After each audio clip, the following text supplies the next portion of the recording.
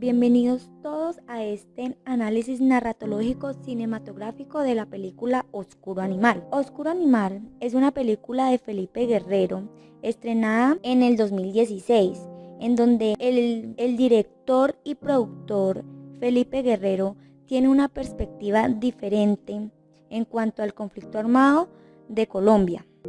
Esta película narra el drama de los campos colombianos a causa de la violencia. Es una película que capta la atención del espectador de una manera muy poco común debido a que carece del diálogo, lo cual genera un reto en los actores al expresar las emociones y sentimientos que vive cada personaje. Esta película es muy interesante porque no es común ver una película que no tenga diálogos, y es impresionante la manera en que el espectador se engancha con lo que está sucediendo durante la película. Oscuro Animal cuenta la historia de tres mujeres que emprenden un viaje desde la selva hasta la ciudad para escapar del conflicto armado colombiano. Primeramente se ve a Rocío en una escena en que pierde a su esposo y a su familia a causa del conflicto armado. Cuando ella llega a su casa encuentra todas las cosas destrozadas y no ve a su familia, solo queda con el recuerdo de una foto. También está La Mona, quien es una esclava sexual de los integrantes de los grupos armados. Y finalmente Nelsa, quien ha estado en grupos armados desde su infancia y es sometida a abusos sexuales. Esta producción nacional abarca un oscuro animal, lo cual durante la narración parece ser el silencio, ya que causa el temor de los personajes. De este modo, se logra ver en la película que no hace falta un diálogo o efectos especiales para retratar qué se vive en la ruralidad colombiana. Bueno, vamos a entrar con el pacto narrativo, el cual va vinculado con el conflicto y el silencio que hay bajo cada circunstancia durante la película. El conflicto armado que plasma el autor en los personajes de las tres mujeres es relevante porque cada una de ellas presencia la violencia en los campos colombianos, la búsqueda de una mejor vida en donde el único modo es escapar, huir y tratar de salvar su vida. Seguidamente se puede resaltar el autor implícito, y durante la película nos muestra el conflicto por medio de escenas e imágenes sin necesidad de la voz. En esta película no fue necesario oír un diálogo para entender el horror que se vive a causa de la violencia. Oscuro Animal es la presencia de algo lleno de terror que agobia a una comunidad entera. Es interesante la ideología del autor al plasmar el conflicto a través del género femenino. Durante la película también se logra, por mi parte, ver el narrador heterodiegético, omnisciente, editorial, y pienso que en algunas ocasiones también neutral, porque en el narrador heterodiegético, omnisciente, editorial es explícita cada escena en donde ve todo lo que cuenta, y también se narra la historia por medio de los personajes, quienes son Rocío, La Mona y Nelsa, y permite que el espectador cree e imagine lo que sucede. En cuanto al neutral, también en algunas ocasiones se logra mostrar algunos pensamientos o sentimientos que tienen los personajes. En cuanto al narrador homodiegético, pienso que cuando se ven reflejadas las diferentes perspectivas por parte de estas tres mujeres en el momento en que ellas están afrontando la misma situación bajo diferentes circunstancias. En cuanto a la focalización, logré notar que está la focalización múltiple, interna y externa. En cuanto a la focalización múltiple, se muestran tres perspectivas diferentes que abarcan una misma historia.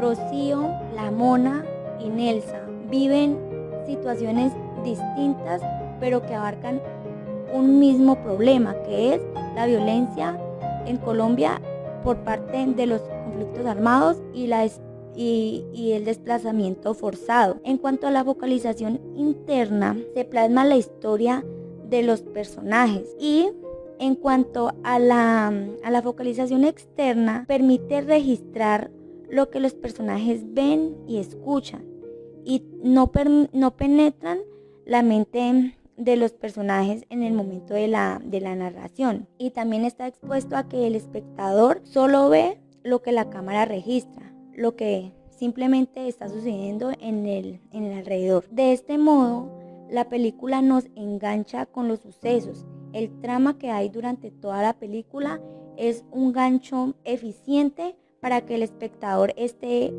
entendiendo qué es lo que sucede sin necesidad de que los personajes hablen, simplemente plasman los sucesos. También se puede mencionar que algunas de las escenas muestran las situaciones de estas tres mujeres, las diferentes acciones que realizan los personajes y la manera en que se sincronizan entre ellas. También cabe resaltar que la elipsis se logra notar en el momento de omitir la información que está sobreentendida. Esta elipsis creo que se plasma en el momento de la película en donde no es necesario mostrar cuando están ocurriendo los hechos en cuanto a la pérdida de la familia de Rocío. Simplemente se ve el resultado de lo que ocurrió y por ende se entiende qué fue lo que ocurrió en cuanto a los grupos armados, que fueron los que destrozaron su casa y se llevaron a su esposo y a sus hijos. También se ve el tiempo que está arraigado al orden, la frecuencia y la duración. En cuanto al orden, se logra ver que hay una, pues probablemente no es explícita, pero se puede asociar la analepsis y la prolepsis con algunos pensamientos que recrean los personajes. En cuanto a la analepsis, se puede ver como el abuso de la mona por parte de un integrante del grupo armado. Ella se ve expuesta a que ya debe dejarse, tiene una resignación como si ya eso hubiese pasado anteriormente.